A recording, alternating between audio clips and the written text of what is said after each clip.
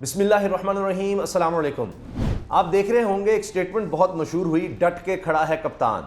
और जब आप डट जाते हैं तो उसके बाद ऐसा होता है कि बज़ाहिर लगता है कि आपके लिए बड़ी मुश्किलात होंगी और सब आपके ख़िलाफ़ होंगे, और फिर बैरूनी ताकत सबसे ज़्यादा जो अहम ताकत समझी जाए, जिसके बारे में हमज़ा शहबाज साहब फरमाएँ कि सुपर पावर को ये कह दिया इसने, एब्सोल्युटली नॉट कह दिया है, तो ये इसने क्यों कह दिया, बहुत बड़ी गलती कर दी। लेकिन जब आप डट के खड़े हो जाते हैं तो फिर ऐसा भी होता है, कई दफ़ा मदद भी आती है। अब आप देखें कि रूस की तरफ से इमरान खान साहब की हिमायत में बयान आ जाना, ये दो चीज़ों का इजहार कर रहा है। एक तो ये चीज़ कि जनाब इमरान खान ने जो कहा वो सही है, दुरुस्त है, सच है, और इसके साथ साथ ये कि वो इमरान खान के साथ खड़े हैं, यानी रूस की भी हिमायत आ गई है। अब चीन ने पहले ही हिमायत का ऐलान किया हुआ है पाकिस्तान की और इमरान खान की। उनका ये कोल्ड वॉर की मेंटालिटी जो है, इस सर्द जंग की मेंटालिटी, ये अब नहीं चलेगी और छोटे मुल्कों को अपने साथ मिलाने के लिए धौंस और धमकी, इससे हमें आगे निकलना होगा। इसके साथ आप देखिए कि जो खबरें तुर्की से आ रही हैं वो बड़ी हैरानकुन है कि ये चीज़ इमरान खान का इस तरह से डट जाना, ये चीन में बड़ा मकबूल हुआ है, चीन में बड़ा मशहूर हुआ है। आपको पता ही है कि जिस तरह के ताल्लुकात चीन और अमेरिका के हैं, उस वजह से भी। लेकिन हैरानकुन तौर पर तुर्की में सबसे ज़्यादा जो नाम ट्रेंड कर रहा है, सबसे ज़्यादा जो चीज़ डिस्कस हो रही है, और तुर्की के मीडिया की तरफ से ये इस चीज़ का एतराफ़ किया जा रहा है कि इमरान खान, हर तरफ यही बात हो रही है, अप्रिशिएट किया जा रहा है कि इमरान खान ने बैरूनी मुदाखलत को बर्दाश्त नहीं किया। इमरान खान जनाब सुपर पावर के आगे डट गया है। अब बाज़ाहिर ये लगता है कि जी ये इतना कमज़ोर गरीब मुल्क, अमेरिका के मुकाबले में छोटा मुल्क, वो कैसे इस तरह की स्टेटमेंट दे सकता है, माजी में कभी इस तरह नहीं हुआ। तो ये चीज़ मकबूलियत दे रही है इमरान खान को। ईरान में भी आप देखिए कि इमरान खान साहब बड़े मशहूर हो रहे हैं। तो अब ये 4 ममालिक हो गए हैं जो वाज़े तौर पर नज़र आ रहा है इमरान खान के साथ आकर खड़े हो गए हैं। अभी तो रूस है, और उनकी पूरी जो स्टेटमेंट है दफ्तर खारजा की रूस के, वो मैं आपके सामने पढ़ूंगा तो आप हैरान हो जाएंगे कितनी ज़बरदस्त स्टेटमेंट है कि जी इमरान खान को नाफरमानी की सज़ा देने की कोशिश की, लेकिन ये सारा भांडा फूट गया और सारी नाकामी हुई। जो कुछ कहा जा रहा है वो सब रूस की तरफ से कहा गया, चीन आ गया, तुर्की आ गया, ईरान आ गया। तो ये अब मकबूलियत इमरान खान की बढ़ती चली जा रही है। पाकिस्तान में भी आप देखिए कि आप जितने भी सोशल मीडिया को देख लेंगे, आप खुद अंदाज़ा लगा सकते हैं, आप लोगों से जाकर पूछ लें। आप कराची में इस तरह के एहतजाज देखें जो पहले कभी नहीं हुए, इस तरह के जलसे जुलूस पहले कभी नहीं हुए कि जनाब वहाँ पर इमरान खान साहब के हक़ में चौराहों पर, चौरंगियों पर, हर जगह आपको इमरान खान, जो कि समझा जाता है कि जी MQM का गढ़ है, या अच्छा बाकी कहते जी पीपल्स पार्टी है, कहते जी इनको जी मैंडेट दिलवाया गया, जाली तरीके से सब कुछ हुआ। तो वो चीज़ें आप देखिए कि किस तरह से गलत साबित हो रही हैं। अब गलत साबित होने की बात सुनिए। खबर चला दी गई कि जी स्पीकर असद कैसर साहब जो हैं वो नाराज़ है कि आर्टिकल 5 का हवाला क्यों दिया गया है, जिसमें कहा गया कि जी मुल्क से, रियासत से वफादारी हर शहरी पर फ़र्ज़ होगी, और ये वफादारी नहीं दिखाई गई, और उस पर फिर ये तहरीक-ए-इत्तेमाद जो है इसको मुस्तरद किया गया कासिम सूरी साहब ने। अब जो डिटेल रूलिंग आई है उसमें असद कैसर के दस्तखत हैं, वो सारी बात आई, लेकिन फिर भी तसल्ली नहीं हो रही थी, खबरें चलाई गई। अब देखिए इससे क्रेडिबिलिटी तबाह हो जाती है। बड़े बड़े इदारे बने हुए हैं, लेकिन झूठ पे झूठ। पहले कहा गया कि जी ये तो सारे MNAs को मारेंगे, अदम एतमाद वाले दिन हंगामा रही करेंगे, इनका प्लान सामने आ गया है, ये हो गया वो हो गया, खबरें चलाई गई। फिर ये जी पार्लियामेंट लॉजेस में जहां पर MNAs की रिहाइशगाह होती है वहीं पर उनको रोक लिया जाएगा। सब झूठ साबित हुआ, लेकिन रुक नहीं रहे। रोज एक नया झूठ, पता नहीं रात को बैठते हैं सुबह क्या झूठ छापना है, क्या झूठ लेकर सारा दिन ट्रांसमिशन करनी है, और फिर वो गलत साबित हो जाता है। असद कैसर साहब का जनाब आप देख लें, वो स्टेटमेंट सामने आ गई है कि जी असद कैसर साहब स्पीकर कौमी असम्बली इस वजह से नहीं आया कि उनके खिलाफ तहरीक-ए-इत्तेमाद आ चुकी थी। फिर उन्होंने कहना था कि जनाब ये तो तहरीक-ए-इत्तेमाद आ चुकी है, इसकी तो रूलिंग ही ठीक नहीं है। अच्छा जी, फिर उसके बाद यही नहीं रुके, एक और चीज़ जो एक ही दिन में, यानी 2 चीज़ें सामने आई हैं, 2 झूठ जो है ना पकड़े गए।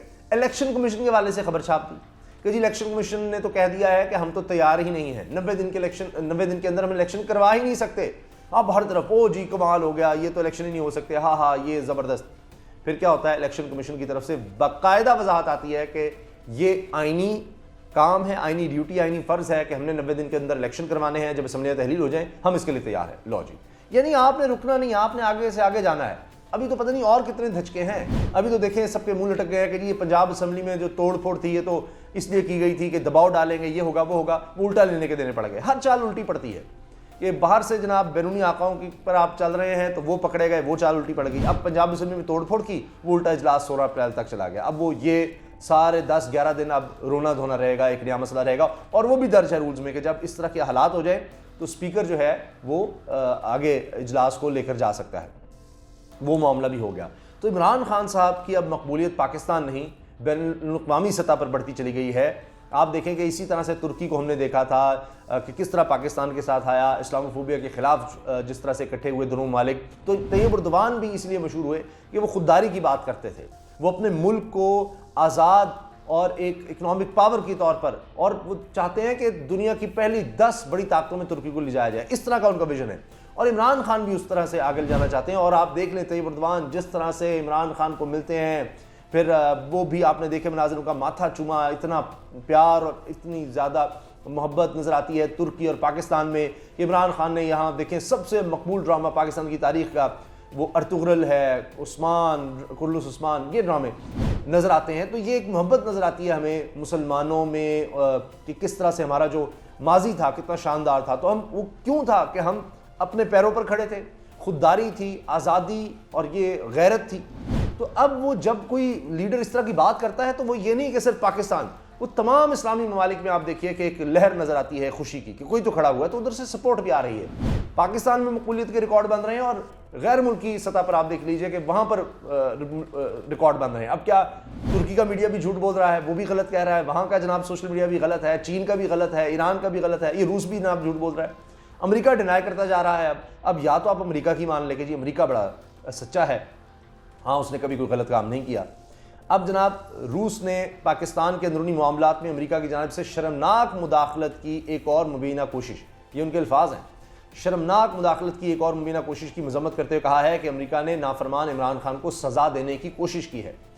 वज़ारत ख़ारजा की तर्जुमान मारिया ज़खारोवा ने कहा है कि रूस ने नोट किया है कि सदर डॉक्टर आरिफ अलवी ने वज़ीर आज़म के मशवरे और इससे पहले के वाक़यात के पेश नज़र 3 अप्रैल को कौमी असम्बली तहलील कर दी।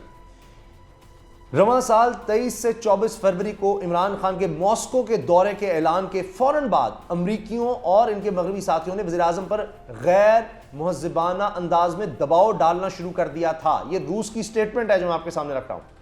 और इस दौरे को मनसूख करने के लिए अल्टीमेटम का मुतालबा किया, अल्टीमेटम दिया कि खबरदार यहाँ तुम गए, रूस नहीं जाना। फिर रूस की तरफ से कहा गया है कि जब वो इसके बावजूद रूस आए, यानी इमरान खान इसके बावजूद रूस आए, तो डोनाल्ड डू ने वाशिंगटन में पाकिस्तानी सफीर को फ़ोन किया और इस दौरे को फौरी तौर पर ख़त्म करने का मुतालबा किया, जिसे मुस्तरद कर दिया गया।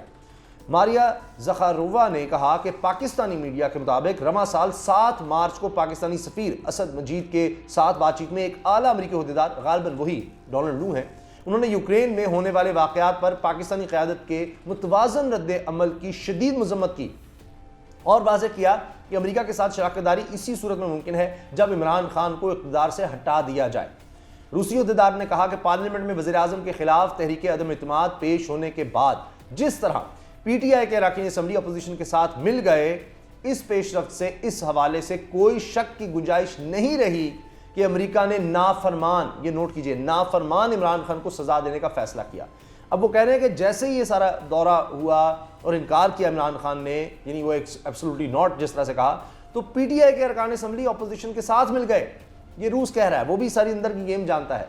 इस पेशरफ्त से इस हवाले से कोई शक की गुंजाइश ही नहीं रही कि ये अमेरिका ने नाफरमान इमरान खान को सज़ा देने का फैसला कर लिया था। इतनी तेज़ी से जनाब गए। ये मुलाकातें हर सतह पर जो है नज़र आ रही हैं। इन्होंने कहा कि ये एक आज़ाद रियासत के अंदरूनी मामलात में अपने ज़ाती मकासद के लिए शर्मनाक अमरीकी मुदाखलत की एक और कोशिश है। इनका कहना था कि पाकिस्तान वज़ीर आज़म खुद बारहा कह चुके हैं कि इनके खिलाफ साजिश के लिए बैरून मुल्क से हौसला अफजाई और माली आनत फराहम की गई। हम उम्मीद करते हैं कि पाकिस्तानी वोटर्स को इंतखाबात के वक्त इन हालात के बारे में आगाह किया जाएगा, जो कि कौमी असम्बली तहलील होने के बाद 90 दिनों के अंदर तय है। रूस की वज़ारत ख़ारजा का ये बयान अब देखिए ऐसी सूरत हाल में आया है कि अब आप देखें कि अमेरिका जिसको डिनाई कर रहा है, मुल्क में किस तरह की सूरत हाल है। आप क्या समझते हैं, क्या रूस ठीक कह रहा है या अमेरिका की स्टेटमेंट दुरुस्त है? आपकी राय देखते हैं कि क्या है। कमेंट सेक्शन में आपकी राय का मुंतज़िर हूँ। इजाज़त दीजिए, अल्लाह हाफ़िज़।